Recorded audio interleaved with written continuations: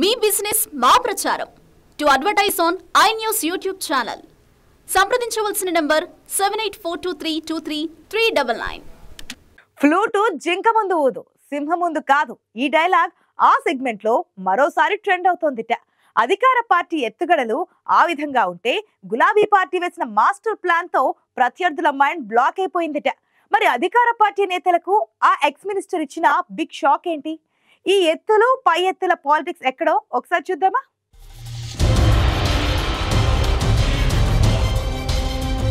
ఉమ్మడి నల్గొండ జిల్లాలోని 12 అసెంబ్లీ స్థానాలకు 11 సీట్లలో అధికార కాంగ్రెస్ పార్టీ బంపర్ మెజారిటీతో గెలిచింది. కారు పార్టీ గెలిచిన ఏకైక సీటు సూర్యాపేట నియోజకవర్గం.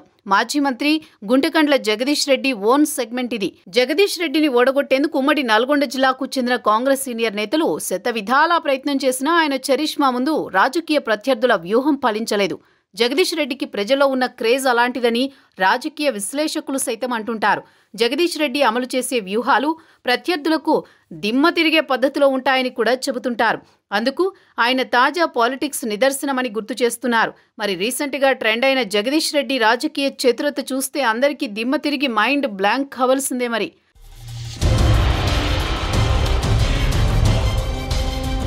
తెలంగాణలో అధికారంలోకి వచ్చిన తర్వాత రాష్ట్ర వ్యాప్తంగా మున్సిపల్ చైర్మన్ పీఠాలపై కన్నేసింది కాంగ్రెస్. చాలా మున్సిపాలిటీల్లో అవిశ్వాస తీర్మానం పెట్టి మున్సిపల్ పీఠాలను కైవసం చేసుకుంది.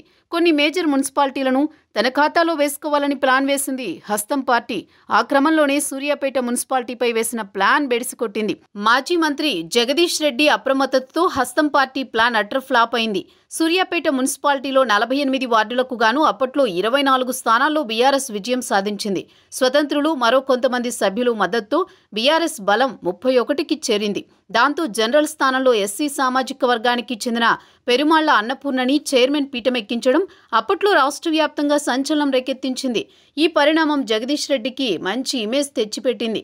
ఇక తాజాగా కాంగ్రెస్ అధికారంలోకి వచ్చాక అన్నపూర్ణని గద్దెదించేందుకు కాంగ్రెస్ పార్టీ వ్యూహాత్మక ఎత్తులు వేసింది. ఇక్కడే అసలు పంచాయతీ షురు అయింది.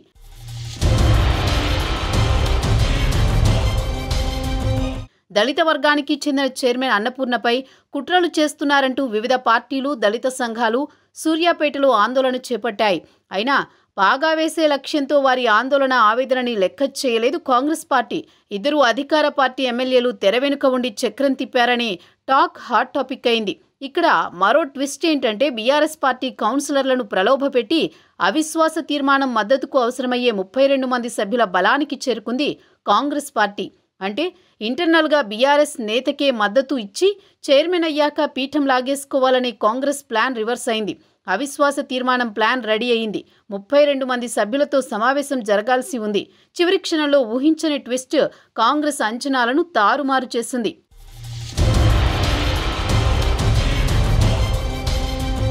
కాంగ్రెస్ పార్టీకి ఉన్న 32 మంది సభ్యుల్లో 45వ ward councillor Pavani Kripakar camp నుంచి జంప్ అయ్యారు. జగదీష్ రెడ్డి ఆదేశాలతో సమావేశానికి హాజరు కాలేదు. దాంతో కోరం లేక అవిశ్వాసం కాస్త వీగిపోయింది. మాజీ మంత్రి జగదీష్ రెడ్డి ఎత్తుగడతో ప్రత్యర్థుల ఆటలు సాగలేదు. సొంత పార్టీ నేతల మధ్య చిచ్చు పెట్టి చైర్మన్ పీఠాన్ని కదిలించాలని నెల రోజులుగా ఇద్దరు అధికార పార్టీ ఎమ్మెల్యేలు వేస్తూ వచ్చిన ఎత్తులు చివరికి చిత్తైపోయాయి. కాంగ్రెస్ నేతలంతా అనుకున్నట్లుగా సాగితే మొదట బీఆర్ఎస్ పార్టీ నేతనే చైర్మన్గా నియమించి ఆ తర్వాత వారికి కండువా కప్పి పార్టీలోకి చేర్చుకోవాలన్నది వారు రాసుకున్న స్క్రిప్ట్ అట. కథా స్క్రీన్ ప్లే డైరెక్షన్ అంతా పర్ఫెక్ట్గానే ఉన్న జగదీష్ రెడ్డి స్కెచ్తో క్లైమాక్స్ అటర్ ఫ్లాప్ అయిందని ఆవేదనలో ఉన్నారట హస్తం పార్టీ నేతలు.